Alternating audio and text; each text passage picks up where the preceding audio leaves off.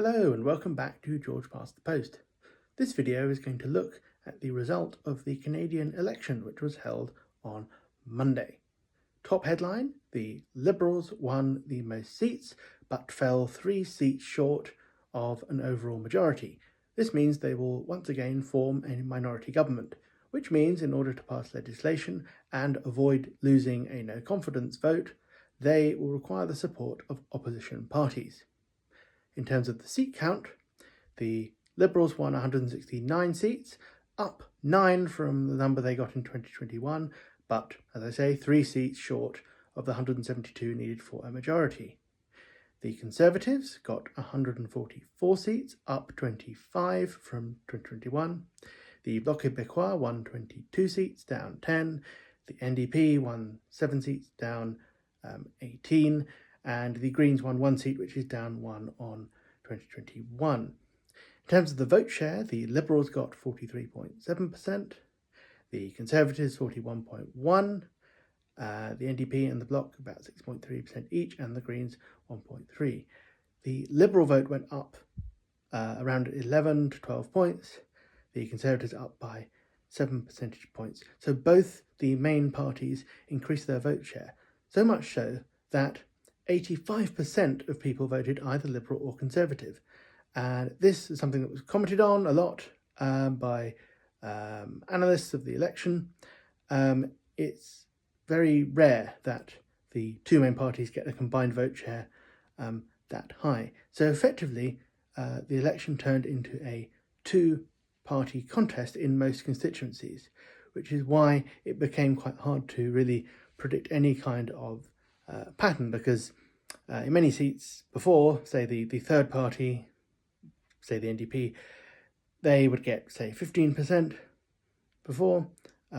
Suddenly their vote drops to like 3%. Well, where do those 12% people go? So it made it quite difficult to predict. So in terms of the outcome, well, on some level, nothing has changed. Because just like in 2019 and 2021, the Liberals got the most seats but fell short of a majority, and in order to govern would have to rely on the support of other parties. But on some other level, of course, everything has changed, or did change.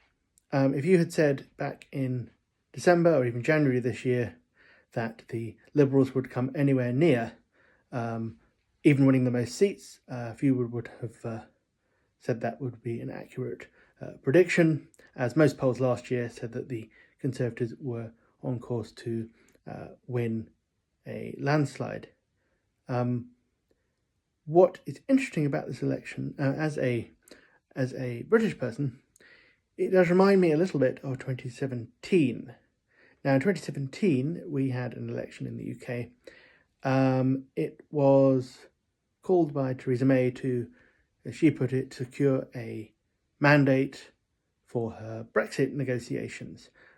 That too turned into a two-party election, at least in most of the constituencies apart from Scotland.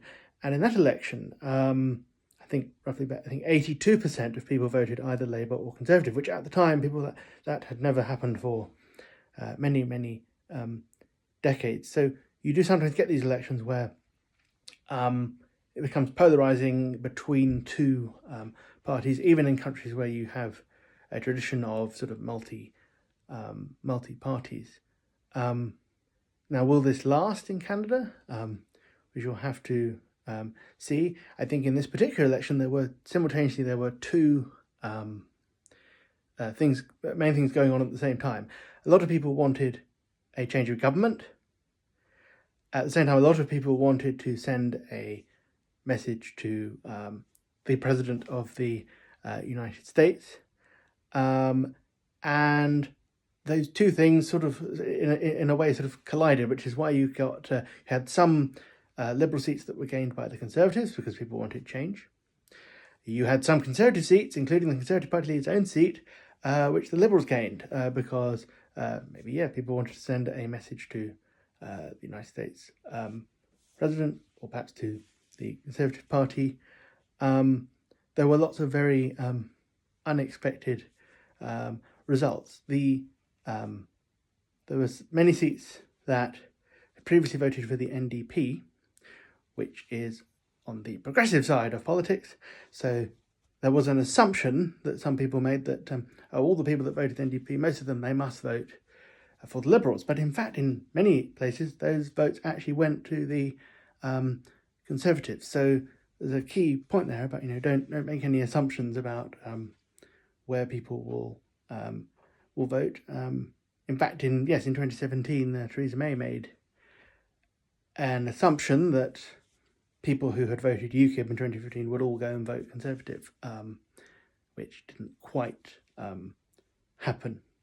So it was a very interesting result in the end, and we do live in certainly very interesting times, and the election reflected that. So I shall stop there. Thank you for watching if you've made it this far, and I shall see you next time. Bye bye.